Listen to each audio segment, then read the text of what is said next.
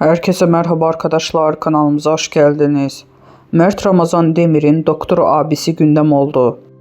Afra Saraçoğlu ile bir dargın, bir barışık ilişkisinde sona erdiren Mert Ramazan Demir, özel hayatı ile adından çok söz ettirdi. Mert Ramazan Demir'in ailesi ve sosyal medyada çok merak ediliyordu. Demir'in doktor abisi Melik Demir ile kareleri ilgi odağı oldu.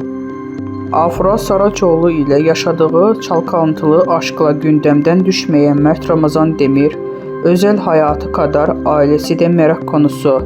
Ünlü oyuncunun doktor abisi Melik Demir ile verdiği post sosyal medyada ilgi odağı oldu.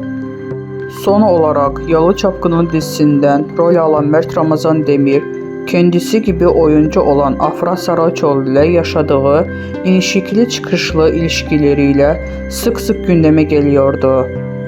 Ayrılık, barışma, kıskançlık krizleri ve ihanet iddialarıyla çalkantılı bir ilişki yaşayan ikili bir kez daha ayrıldı. Son dönemde en çok konuşulan çiftlerden olan ünlü oyuncuların dizileri, birlikte ilişkileri de bitti. Mert Ramazan Demir'in Melik Demir dışında 3 erkek kardeşi daha bulunuyor.